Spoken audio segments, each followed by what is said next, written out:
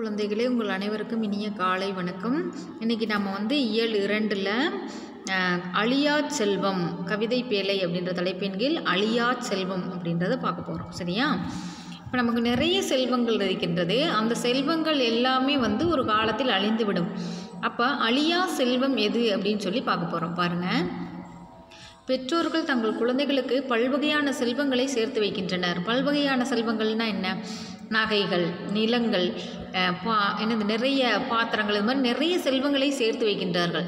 அந்த செல்வங்கள் எல்லாம் ஒரு காலத்தில் என்ன செய்யும் அப்படின்னு சொன்னால் களவு போகவோ, களவுனா திருடு, அதாவது அடுத்தவங்க திருடிக்கவோ அழியவோ கூடும். இப்போ நிலமெல்லாம் நிறைய சேர்த்து வைக்கிறாங்க அப்படின்னு சொன்னால் அது கடல் கொண்டு என்ன செஞ்சிடும்? அது அழிந்து போய்விடும். அப்படி அழியவோ கூடும்.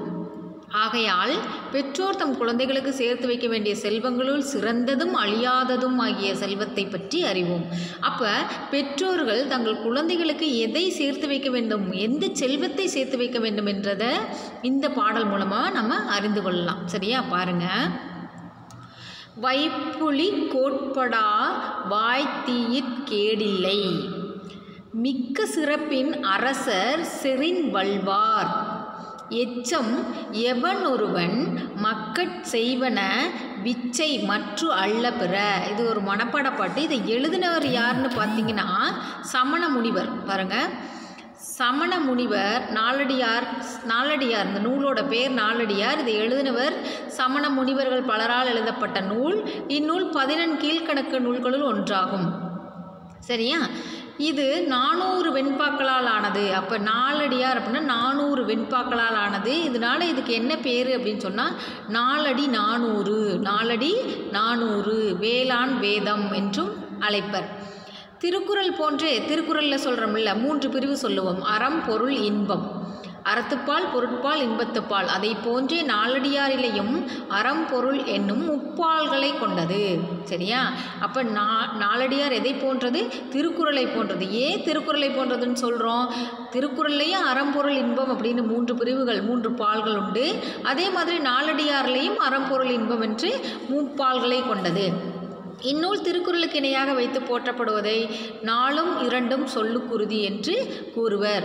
பழமொழி சொல்லுவாங்கள்ல, ஆளும் வேலும் பல்லுக்குருதி, 4ம் 2ம் சொல்லுக்குருதி. ஆளும் வேலும் ஆலமரத்து குச்சி, வேலமரம் சொல்லுவாங்கள்ல, அந்த குச்சியும் ஆளும் வேலும் எதுக்கு உறுதியாம்? பல்லுக்கு உறுதி. 4ம் 2ம் எதுக்கு சொல்லுக்கு உறுதி? 4ம் அப்படின்னு சொன்னால் நாலடியார், 2ம் அப்படின்னு சொன்னால் திருக்குறள். 2 அடிகளால் ஆகியதுனால அதை 2ன்னு சொல்கிறாங்க. சரியா?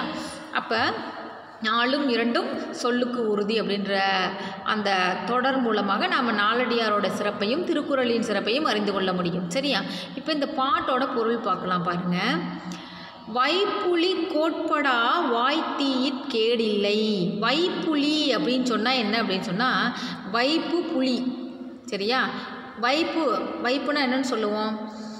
பொருள் சேமிக்கக்கூடிய இடம், சேமித்து வைக்கக்கூடிய இடம்னு அர்த்தம். பொருள் சேமித்து வைக்கும் இடம். வைப்புலி கோட்படானா அந்த பொருள் சேமித்து வைக்கக்கூடிய இடம் என்னது? கோட்படானா என்னது அப்படின்னா அது பிறரால் கொல்லப்படாது. அடுத்து பாருங்க. வாய்த்தீயிற் கேடில்லை. அதாவது வாய்க்கும்படி அடுத்தவர்களுக்கு கொடுத்தாலும் நமக்கு கேடு வராது. சரியா? பொருள் போல சேமித்து வைத்தாலும் என்ன செய்ய முடியாது? யாராலும் அதை எடுக்க முடியாது. அதுக்கடுத்து நாம் அதை நிறைய பேத்துக்கு கொடுத்தாலும் அது குறையாது. மிக்க சிறப்பின் அரசர் செறின் வல்வார். மிக்க சிறப்பின் அரசர் செறின் வல்வார். மிக்க சிறப்பின் அப்படின்னா மிகுந்த சிறப்பினை உடைய அரசரால் கூட அந்த செல்வத்தை கவர முடியாது அப்படின்னு சொல்கிறாங்க. சரியா? எச்சம் எவன் ஒருவன் மக்கட் செய்வன விச்சை மற்று அல்ல பிற அப்படின்னு சொல்கிறாங்க. எச்சம் அப்படின்னு சொன்னால் மீதம் அப்படின்னு சொல்லுவோம்ல, அது என்ன அப்படின்னு சொன்னால் ஒரு தம் குழந்தைகளுக்கு சேர்த்து வைக்க வேண்டிய செல்வம் எது அப்படின்னு சொன்னால் எச்சம் அப்படின்னா ஒருத்தருக்கு தன்னுடைய குழந்தைகளுக்கு சேர்த்து வைக்க வேண்டிய செல்வம் எது அப்படின்னு சொல்லி கேட்டால் மக்கட் செய்வன விச்சை மற்றும் அல்ல பிற. விச்சை அப்படின்னு சொன்னால் கல்வி செல்வமே சிறந்தது, மற்றவை செல்வம் ஆகாது அப்படின்னு சொல்கிறாங்க. மற்றவை அல்ல பிற, பிச்சை மற்றும் அல்ல பிற, மற்றதெல்லாம் செல்வமே கிடையாது. எதுதான் செல்வம்னு சொல்கிறாரு? கல்வி செல்வம் ஒன்றே தான் செல்வம். அதனால தான் சொல்லுவாங்க கற்றோருக்கு சென்ற இடமெல்லாம் சிறப்பு. கற்றோருக்கு சென்ற இடமெல்லாம் சிறப்பு அப்படின்னு சொல்லுவாங்க. சரியா? அதே மாதிரி இன்னொன்று சொல்லுவாங்க, கற்றோருக்கு என்னது, மற்ற இடங்களுக்கு எந்த இடங்களுக்கு சென்றாலும் அவர்களுக்கு ஆற்றுணா வேண்டுவது அவங்களுக்கு உணவு கொண்டுட்டு போகணுன்ற அவசியம் இல்லை, எல்லா நாடும் அவர்களுக்கு சொந்த நாடு அப்படின்னு சொல்லுவாங்க. சரியா? அப்போ நம்ம கல்வி கசடர கற்க வேண்டும், அதன்படி நிற்க வேண்டும். நின்றோம் என்று சொன்னால் நாம் வாழ்வில் சிறந்து முன்னேற முடியும். சரியா? அப்போ நமக்கு என்னது சிறந்த செல்வம் அப்படின்னு சொல்கிறாருன்னா கல்வியே சிறந்த செல்வம். இந்த பாடல் உங்களுக்கு மனப்பாட பாட்டு பாருங்கள். வைப்புலி கோட்படா வாய்த்தீ கேடில்லை, மிக்க சிறப்பின் அரசர் செறின் வள்வார், எச்சம் எவனொருவன் மக்கட் செய்வன விச்சை மற்று அல்ல பிற. சரியா? இது மனப்பாட பாட்டு. இந்த 4 லைனையும் படித்து மனப்பாடம் பண்ணி எழுதி அனுப்பிச்சி விடுங்க. சரியா? அடுத்து பார்த்தீங்க அப்படின்னு சொன்ன உங்களுக்கு சரியான விடையை தேர்ந்தெடுத்து எழுதுக கொடுத்துருக்காங்க. பாருங்கள், ஒருவர் தம் குழந்தைங்களுக்கு சேர்த்து வைக்க வேண்டிய செல்வம் எது?